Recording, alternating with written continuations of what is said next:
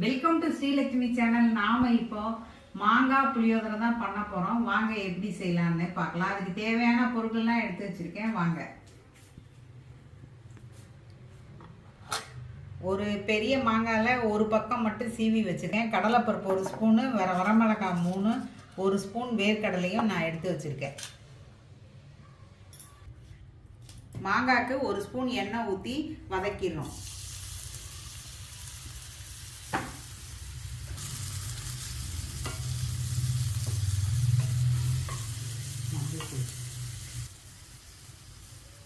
கொஞ்சம் மஞ்சள் தூளும் போட்டு இந்த மாங்காவை வதக்கிடணும். மாங்காய் புளியோதரை இது ஈஸி தான்.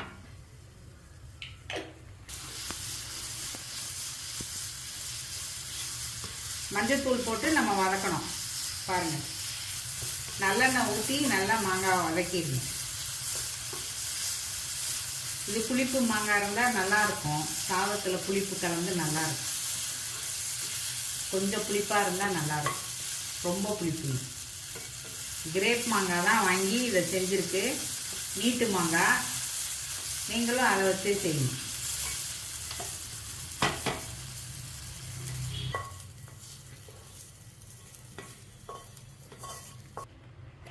வேர்க்கடலையை கொஞ்சமாக எண்ணெய் ஊற்றி வறுத்து எடுத்துக்கணும். எண்ணெயில் பொரிச்சு எடுத்துக்கணும். இப்போ கடலை வறுத்தாச்சு, எண்ணெயில் பொரிச்சாச்சு.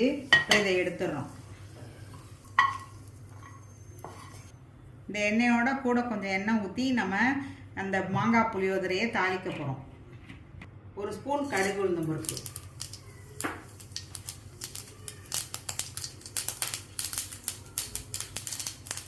3 வரமிளகாய். உங்கள் காரத்துக்கு ஏற்ற மாதிரி போட்டுக்கோங்க.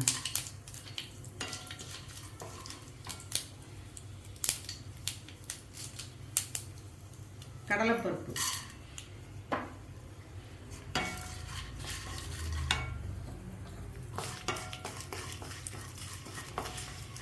கடலைப்பருப்பு 1 ஸ்பூன் போட்டிருக்கு.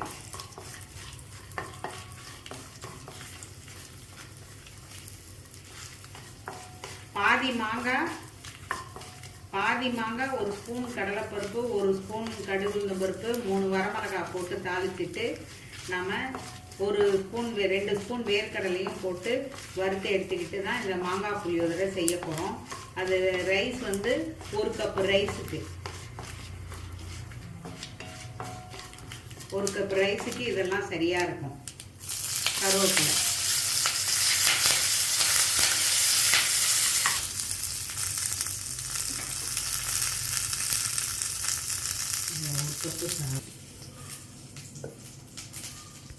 இப்போ 1 கப்பு சாதம் எடுத்தாச்சு.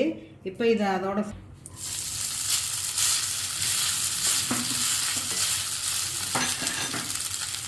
கொஞ்சம் மஞ்சள் பொடியும் போட்டுக்கலாம்.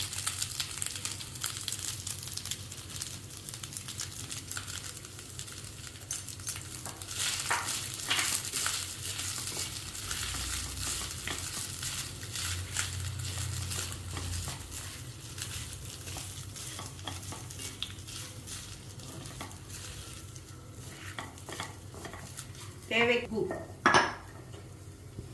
நம்ம மஞ்சள் தூள் போட்டு உப்பு போடுறோம். தேவைக்கேற்ப உப்பும் போட்டு நல்லா வதக்கிக்கிறோம் சாதத்தை. சாதம் கொஞ்சம் உதிரியாக இருந்தால் இந்த சாதம் நல்லாயிருக்கும். இப்போ மாங்காய் போட்டுக்கிறோம். மாங்காவும் போட்டு நல்லா கலந்துக்கிறோம்.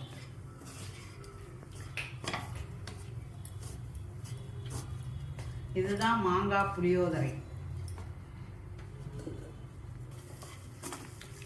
இப்போ மாங்காய் வந்து நிறைய வேணும்னா இப்படி போட்டுக்கலாம். இன்னும் கொஞ்சம் சாதம் வேணும்னா கூட நம்ம கலந்துக்கலாம். நம்ம சுவைக்கு ஏற்ப இந்த சாதத்தை கலந்துக்கலாம். இப்போ இன்னும் கூட சாதம் மிக்ஸ் பண்ணிக்கலாம்.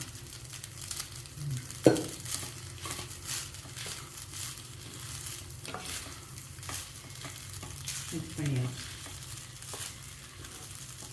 உப்பை நம்ம டேஸ்ட்டு பார்த்துட்டு அதுக்கேற்ற மாதிரி உப்பு சேர்த்துக்கலாம். இப்போ நம்ம வேர்க்கடலை போட்டோம். நம்மளோட மாங்காய் புளியோதரை ரெடி ஆயிடுச்சு. பாருங்கள், நம்மளோட மாங்காய் புளியோதரை ரெடி ஆயிடுச்சு. ஸ்ரீலக்ஷ்மி சேனல் லைக் பண்ணுங்கள், ஷேர் பண்ணுங்கள், சப்ஸ்கிரைப் பண்ணுங்கள்.